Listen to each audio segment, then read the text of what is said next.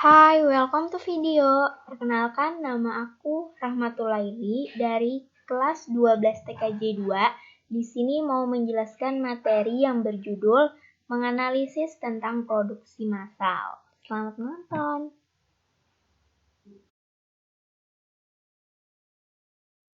Menganalisis perencanaan produksi massal.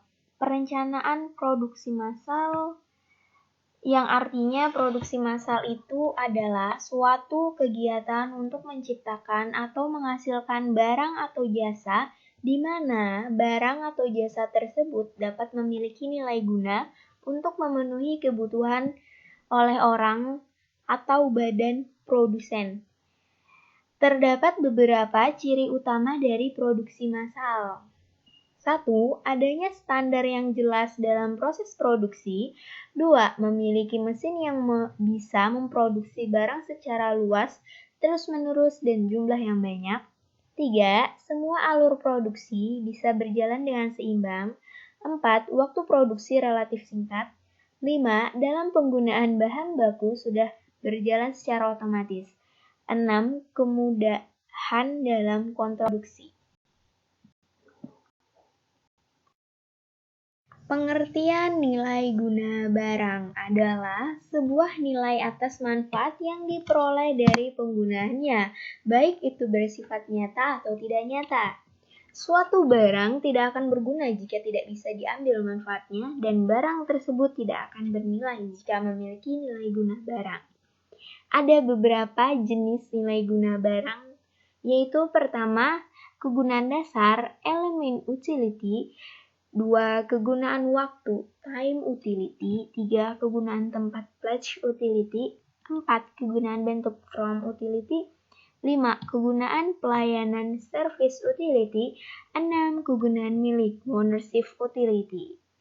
Jenis perencanaan produksi merupakan perencanaan tentang jenis produksi dan jumlahnya yang akan diproduksi oleh sebuah perusahaan dalam satu periode yang akan datang. Menurut Sukaria Simulingga 2013, perencanaan produksi meliputi mempersiapkan rencana produksi mulai dari tingkat agregat untuk seluruh pabrik yang meliputi perkiraan permintaan pasar dan proyeksi penjualan. Membuat jadwal penyelesaian setiap produk yang diproduksi, merencanakan produksi dan pengadaan komponen yang dibutuhkan dari luar, dan bahan baku.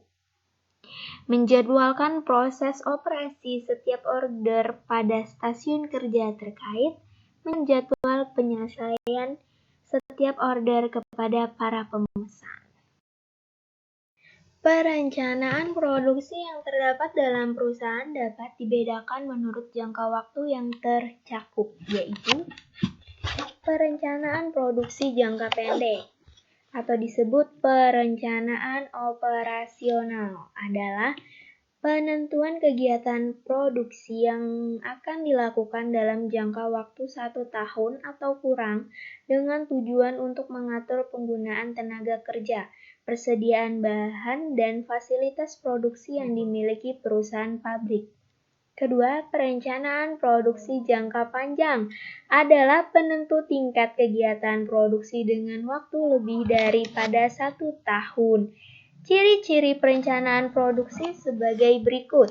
Yang pertama, perencanaan produksi yang menyangkut kegiatan pada masa yang akan datang dibuat berdasarkan penaksiran atau ramalan kegiatan yang ditentukan oleh ramalan penjualan pada masa yang akan datang.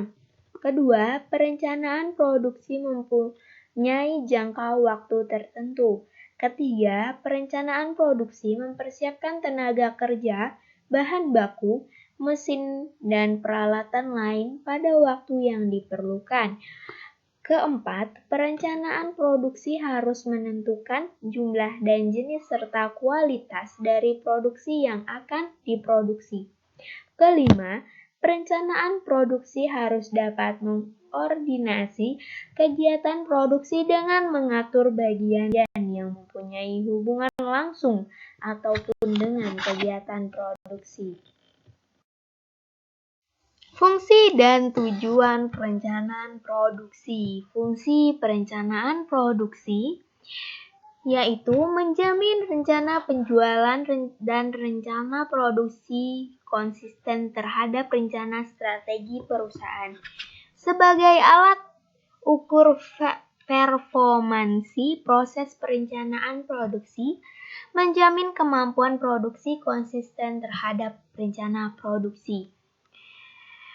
Tujuan dari rencana produksi menurut Hendra Kusuma 1999 adalah meramalkan permintaan produk yang dinyatakan dalam jumlah produk sebagai fungsi dan waktu, menetapkan jumlah saat pemesanan bahan baku serta komponen secara ekonomis dan terpadu, menetapkan keseimbangan antara tingkat kebutuhan produksi, teknik pemenuhan pesanan, serta memonitor tingkat persediaan produk jadi setiap saat, membuat jadwal produksi, penugasan, pembebanan mesin, dan tenaga kerja yang terperinci sesuai dengan ketersediaan kapasitas dan full produksi permintaan pada suatu periode.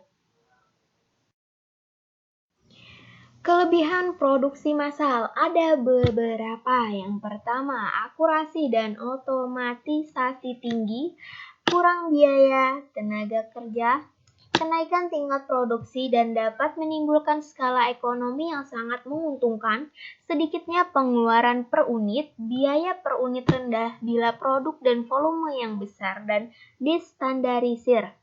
Pemborosan dapat diperkecil karena menggunakan tenaga mesin, biaya tenaga kerja rendah, biaya pemindahan bahan di pabrik rendah karena jaraknya lebih pendek. Sedangkan kekurangan produksi massal yaitu sumber daya yang terbuang, tidak ada jaminan, lebih banyak biaya untuk bahan, kurang beragam, terdapat kesulitan dalam perubahan produk, proses produk mudah terhenti yang menyebabkan kemacetan seluruh proses produksi, terdapat kesulitan menghadapi perubahan tingkat permintaan. Faktor untuk memproduksi produk ada 4, yaitu 1. Pasar yang baik di masa yang mendatang. Bagaimana produk kita mampu beradaptasi dengan permintaan pasar yang tidak menentu dan mengalami perkembangan pesat. 2. Siklus hidup produk. Bagaimana manajer operasional mampu menyeimbangkan keadaan berdasarkan siklus hidup produk, yaitu pengenalan, pertumbuhan massa, puncak, dan kemunduran. 3. Arus kas, keluar masuknya dana menjadi faktor penting dalam tahap produksi. 4. Kemampuan organisasi, pengaruh sumber daya manusia di dalamnya, mulai dari perencanaan, peorganisasian, pelaksanaan, dan pengontrolan. Sedangkan tahap pelaksanaan produksi ada 7, yaitu ide produksi atau disusun berdasarkan kebutuhan konsumen. 2. Seleksi ide produksi, disusun berdasarkan atas evaluasi dari pasar tentang kebutuhan konsumen. 3. Desain awal, yaitu mempertimbangkan beberapa tujuan.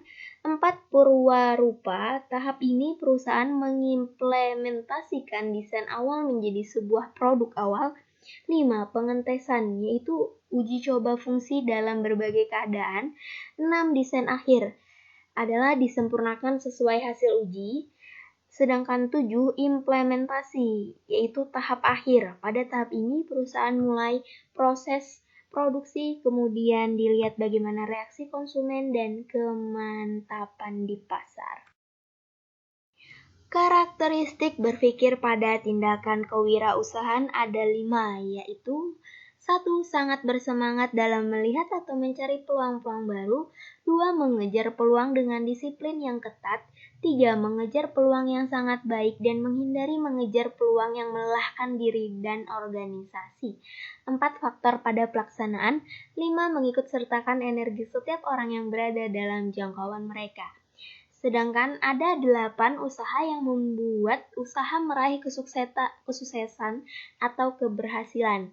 Yang pertama, peluang pasar yang baik. Yang kedua, keunggulan persaingan. Yang ketiga, kualitas barang atau jasa. Yang keempat, inovasi yang berproses. Yang kelima, dasar budaya perusahaan. Keenam, menghargai pelanggan dan pegawai. 7. Manajemen yang berkualitas. 8. Dukungan modal yang kuat. Berikut ini 5 dimensi spesifik yang berhubungan dengan laba. 1. Kualitas produk. 2. Biaya produk. 3. Waktu pengembangan produk. 4. Biaya pengembangan. 5. Kapabilitas pengembangan. Tahapan persiapan produksi dan pendirian usaha. Yang pertama, survei pasar. Kedua, pembuatan desain produk. Ketiga, pembelian alat-alat pendukung produk. Keempat, perencanaan sistem produksi. Kelima, pemesanan bahan baku dan bahan pengemas pemesanan. Keenam, penyewaan tempat lokasi usaha. Ketujuh, pendaftaran sertifikat kehalalan dan kesehatan. Kedelapan, uji coba produksi. Sedangkan proses produksi digolongkan menjadi 2. Yang pertama, produksi atau pembuatan barang dengan mesin serta peralatan. Yang kedua, persiapan produksi, yaitu pembuatan sarana produksi atau sistem produksi itu sendiri. Proses persiapan produksi sendiri memiliki beberapa kegiatan seperti perencanaan urutan proses, yaitu 1. Penjadwalan waktu. 2. Pemilihan peralatan. 3. Pengerjaan dengan peralatan. Keempat, mobilisasi personalia. Kelima, pembelian material. Keenam, pembagian pekerjaan.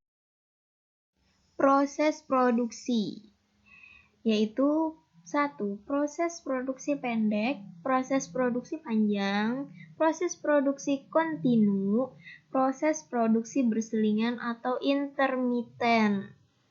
Perencanaan produksi adalah kegiatan praproduksi, yaitu menentukan persyaratan manufaktur seperti tenaga kerja, material, mesin, dan proses-proses manufaktur lainnya.